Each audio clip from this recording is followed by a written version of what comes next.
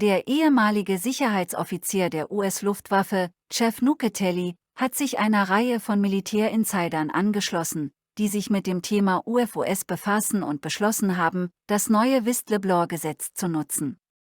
Im Oktober 2003 wurde er Zeuge eines Vorfalls auf dem Luftwaffenstützpunkt Vandenberg in Kalifornien, bei dem militärische Auftragnehmer und die Polizei der Luftwaffe ein nicht identifiziertes Flugobjekt beobachteten, das als riesiges schwebendes rotes Quadrat mit einer Länge von über 100 Metern beschrieben wurde.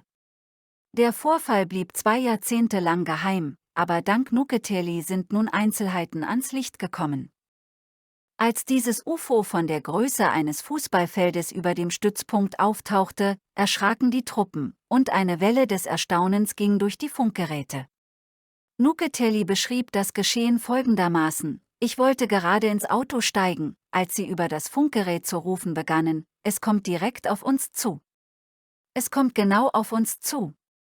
Es ist jetzt hier. Es war schwer zu verstehen, weil sie schrien und Angst hatten. Er war zu dieser Zeit ein leitender Streifenbeamter und führte nach dem Vorfall eine Untersuchung durch. Er befragte 6 Personen, die den Space Launch Complex 4, SLC-4, des Stützpunkts bewachten, der jetzt von Elon Musks SpaceX gepachtet ist. Die Zeugen berichteten, dass sich das Objekt zufällig bewegte, größer und heller wurde und dann plötzlich verschwand. Diese Leute sind ausgebildete Beobachter, sagte Nucatelli. Sie sind 24 Stunden am Tag, 7 Tage die Woche im Einsatz. Sie wissen, wie die Flugzeuge aussehen. Sie wissen, wie Fischerboote aussehen. Nucatelli sagte, dass mindestens 80 Personen über den Vorfall Bescheid wüssten, ganz zu schweigen von Auftragnehmern und Kollegen, die den Vorfall hautnah miterlebt hätten. In einem Gespräch mit AARO betonte er die Glaubwürdigkeit der Zeugen und wies darauf hin, dass es sich um Auftragnehmer mit streng geheimen Genehmigungen und um geschulte Beobachter handelte, die mit dem Flugzeug und anderen bekannten Flugobjekten vertraut waren. Es ist zu erwarten, dass weitere Zeugen befragt werden und Details bekannt werden. Obwohl die offizielle Enthüllung der außerirdischen Präsenz zu langsam war, beschleunigt sich die Befreiung des Planeten und wir kommen dem Ziel näher, wirklich Teil der galaktischen Familie zu werden. Wie das ablaufen wird, wurde der Widerstandsbewegung mitgeteilt. Auf der Oberfläche dieses Planeten leben etwa 8 Milliarden Menschen. Und nur ein winziger Prozentsatz zeigt Interesse. Bekundet Interesse an einem Dialog mit der galaktischen Gemeinschaft. Um wirklich Teil der galaktischen Familie zu sein, muss man lernen, sich als Teil der Familie zu verhalten, was die Menschheit eindeutig noch nicht getan hat. Um offiziell in die galaktische Familie aufgenommen zu werden, müssen wir uns zunächst vollständig von der Dunkelheit befreien, und das wird während der Passage des Ereignisses erreicht werden. Zu diesem Zeitpunkt wird dieser Planet kein Planet der Finsternis mehr sein. Dann wird es ein bestimmtes Verfahren, ein bestimmtes Protokoll geben. Bevor die Menschheit als gleichberechtigter Teil der galaktischen Gesellschaft akzeptiert wird, wird es einen ersten Erstkontakt geben, bei dem bestimmte Menschen kontaktiert werden und über ihre Erfahrungen sprechen. Die Plejadier haben eine Prioritätenliste, sie werden die Menschen kontaktieren, die am bewusstesten sind und die sicher genug sind, um diesen Kontakt ohne jegliche Einmischung der Dunkelheit zu erleben.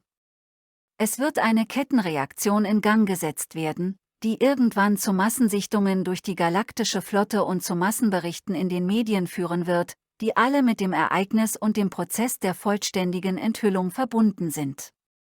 Dies sind alles Elemente desselben Prozesses, die in einer bestimmten Reihenfolge ablaufen. Es wird einen physischen Kontakt mit den Beweisen geben. Die Menschen werden in der Lage sein, Fotos zu machen, sie werden Videos aufnehmen können. All dies wird irgendwann durch die Medien verbreitet werden. Freie, manchmal auch ätherische, Energie ist eigentlich die universelle kosmische Energie der Quelle, aus der alles entspringt. Das Raum-Zeit-Kontinuum ist voller Potenzial, und dieses Potenzial, diese Energie, kann einfach aus einer höheren Dimension, wie der ätherischen Ebene, entnommen und auf die physische Ebene übertragen werden. Die ersten Geräte zur Energieerzeugung stammen aus der Arbeit von Tesla und seinen Anhängern. Diese Technologie wurde als geheim eingestuft, und unabhängige Entwicklungen wurden auf jede erdenkliche Weise weiter unterdrückt. Die Geheimprogramme erhielten durch Interaktionen mit Außerirdischen noch mehr Einblick in den Prozess der freien Energieerzeugung. Wo und wie wird sie bereits genutzt? Erstens in tiefen unterirdischen Basen, zweitens in geheimen Basen im Weltraum. Drittens wird diese freie Energie bereits zusätzlich und teilweise durch gewöhnliche elektrische Netze gespeist, die von jedermann genutzt werden, wobei vor allem große Geräte verwendet werden, die eine ganze Stadt auf einem anderen Planeten oder eine unterirdische Basis mit Energie versorgen sollen. Die Menschen in den Geheimprogrammen erhalten keine kleinen persönlichen Geräte, so dass sie keinen einfachen Zugang zu dieser Technologie haben.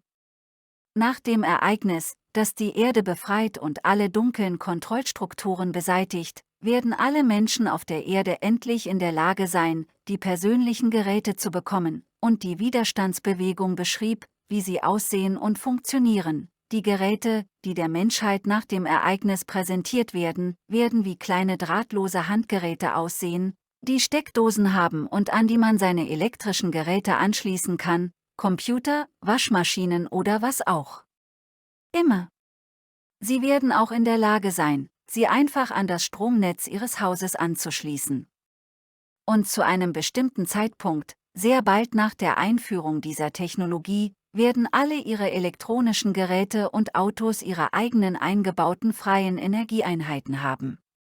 Das Erscheinen solcher Geräte wird die Menschheit von der Abhängigkeit von externen Energiequellen befreien, und in Kombination mit Replikatoren wird es der Abhängigkeit der Menschheit von der physischen Ebene ein Ende setzen, so der Titel eines 1921 veröffentlichten Artikels über Nikola Teslas Piezo-Elektroauto, das mit reinem Ätherstrom betrieben wurde. Es war ein selbstaufladendes Auto, das weder mit Batterien noch mit Öl oder Gas betrieben wurde. Elektrizität ist überall in unbegrenzten Mengen vorhanden und kann Autos antreiben, ohne dass Kohle, Öl oder Gas benötigt werden, sagte Nikola Tesla. Doch JP Morgan und andere Bankiers gaben zunächst vor, Tesla zu unterstützen, doch in Wirklichkeit wollten sie ihn nur kontrollieren. Als sie erfuhren, dass er plante, der Welt freie Energie zu geben, brachten sie Tesla zum Schweigen, indem sie die von ihnen kontrollierten Zeitungen benutzten. Und eines von Teslas letzten Geschenken an die Welt war der Wardenclyffe-Turm in der Nähe von New York City, der direkt freie Energie lieferte. Es gab Pläne, viele ähnliche Türme auf der ganzen Welt zu bauen, die eine drahtlose Energieübertragung ermöglichen sollten. JP Morgan vertrieb Nikola Tesla jedoch von seinem Grundstück und riss seinen Turm wegen Zahlungsverzuges ab. Es gab sicherlich einflussreichere Leute, die JP Morgan aufforderten, die Beziehungen zu Nikola Tesla abzubrechen, da sie erkannten, dass es unangenehme Folgen für sie und ihre Herren haben könnte, wenn sie den Menschen freie Energie zur Verfügung stellen. 1925 traf der Ingenieur Otis T.K. Tesla und war sehr daran interessiert, ein Raumschiff zu bauen, das mit freier Energie betrieben werden und die Menschen zum Mond und zu anderen Planeten bringen könnte. Tatsächlich war er ein Protege von Tesla, der bis Ende der 1950er Jahre mehrere voll funktionsfähige fliegende Untertassen bauen konnte. K. behauptete, die Nutzung der Gravitationsenergie erreicht zu haben. Im Jahr 1957 wurde K. als der größte Wissenschaftler gefeiert, der Zugang zu der von Carrots Schwerkraftmaschine erzeugten freien Energie hatte. Im Jahr 1958 behauptete K., eine Antischwerkrafttechnologie entwickelt zu haben, die in einem Raumschiff eingesetzt werden könnte. K. zufolge wird jedes Fahrzeug, das auf eine Drehung um eine Achse relativ zu seiner anziehenden trägen Masse beschleunigt wird, sofort durch freie kosmische Energie aktiviert und wirkt als unabhängige Kraft. 1959 erhielt K. das US-Patent Nummer 2.912.244 für das OTC-X1 Raumfahrzeugprojekt und bemühte sich um Finanzmittel für den Bau von Produktionsanlagen und die Konstruktion eines Fahrzeugs, das zum Mond oder zu jedem anderen Planeten im Sonnensystem fliegen konnte. Das Pentagon schickte ein Team, um Carrs Vorschlag zu untersuchen, aber die Militärexperten hielten sein Modell für unbrauchbar. Ralf Ring, ein Techniker, schloss sich ihm an, und die beiden bauten fliegende Untertassen, die von rotierenden Elektromagneten in Kombination mit einer Reihe kleiner, raffinierter Geräte, den sogenannten Utrons, angetrieben wurden. Sie waren in der Lage, mehrere kleine Fluggeräte und ein 45-Fuß-Fluggerät zu bauen, das 10 Meilen mit Lichtgeschwindigkeit zurücklegte. Ralf Ring sagte Folgendes über diesen Flug: Ich war mit 2 anderen Ingenieuren zusammen, als wir das 45-Fuß-Schiff etwa 10 Meilen weit flogen. Ich dachte, das Schiff würde sich nicht bewegen, und war völlig erstaunt, als wir feststellten, dass wir mit Gesteins- und Pflanzenproben von unserem Zielort zurückgekehrt waren. Es war eher wie Teleportation. Man muss immer mit Mutter Natur zusammenarbeiten. Die Gesetze des physikalischen Universums sind eigentlich sehr einfach. Carrs Arbeit wurde jedoch durch eine FBI-Untersuchung behindert, die bereits 1958 begann, als jemand Carrs mögliche kriminelle Aktivitäten meldete. Infolgedessen wurde Carr 1960 des Verkaufs nicht registrierter Aktien und eines Betrugs in Höhe von $50.000 für schuldig befunden. Er wurde für 14 Jahre ins Gefängnis gesteckt, und in der Zwischenzeit wurden sein Labor und alle von ihm geschaffenen Prototypen zerstört, vor mehr als einem Jahrzehnt fragte ich Heizo Taken aka, Japans Finanz- und Wirtschaftsminister, warum er die Kontrolle über alle an der japanischen Börse notierten Unternehmen an von Rockefeller und Rothschild kontrollierte Organisationen übertragen hatte. Dazu gehören BlackRock, State Street and Banking und Vanguard. Mir wurde gesagt, dass Japan gezwungen war, seine Unternehmen zu übergeben, weil es von einem Erdbeben bedroht war, das war vor Fukushima. Das anschließende Fukushima-Massaker am 11. März 2011 zwang das Land auch, die Produktion von Atomstrom und den Kauf von Rockefeller-kontrolliertem Öl einzustellen. Jahrelange Forschungen haben die Tatsache ans Licht gebracht, dass Rockefeller-Interessen hinter vielen Verbrechen stecken, einschließlich der Verbreitung von Krebs. Unnötig zu erwähnen, dass die Heilung von Krebs heute eines der lukrativsten Geschäfte der von ihnen kontrollierten Pharmakonzerne ist. Sie unterdrückten auch den menschlichen Fortschritt, indem sie Energietechnologien unterdrückten, die ihre Kontrolle über die Welt durch Öl bedrohten. Aus diesem Grund endete Nikola Tesla als mittelloser Gefangener in einem Hotelzimmer, während seine Technologie unterdrückt wurde. In späteren Jahren erzählten mir japanische Hersteller von Solarmodulen, dass sie gezwungen waren, die Hälfte ihrer Kapazitäten aufzugeben, weil der Preis für das Silizium, das sie kauften, um das 5-fache gestiegen war, sodass die Solarenergie nicht mit dem Öl konkurrieren konnte. Die Rockefellers haben auch alles in ihrer Macht Stehende getan, um zu verhindern, dass Wasserstoff als billiger, sauberer und praktisch unbegrenzter Treibstoff eingesetzt wird. Mehr als 70% der Kosten der modernen Wirtschaftstätigkeit entstehen durch Energie, und die Rockefellers haben den menschlichen Fortschritt unterdrückt, um sicherzustellen, dass die Energie aus dem teuren Öl gewonnen wird, das sie kontrollieren. Fulford glaubt, dass die Rockefellers alles in ihrer Macht Stehende getan haben, um die Europäer zu zwingen, jetzt Öl und Gas von ihnen statt von Russland zu kaufen. Es war auch in ihrem Interesse, dass Biden die Keystone Pipeline abgesagt hat, die den amerikanischen Bürgern den Zugang zu zuverlässigen, nicht von den Rockefellers kontrollierten Öllieferungen ermöglicht hätte. Trotz alledem versuchen sie nun in einem verzweifelten Versuch, den Bankrott abzuwenden, jeden zu zwingen, die digitalen Währungen der Zentralbank zu verwenden, die sie herausgeben wollen. Der Sturz der Macht der Rockefellers wird ein goldenes Zeitalter des Wasserstoffs einläuten, glaubt Benjamin Fulford. Er wies darauf hin, dass im Gegensatz zu den Rockefellers Unternehmen auf der ganzen Welt bereits die Produktion von Elektrolyseuren hochfahren und Anlagen zur Herstellung von sauberem Wasserstoff gebaut werden. Bis 2030 soll die weltweite Produktion von Elektrolyseuren sogar um das 91-fache steigen.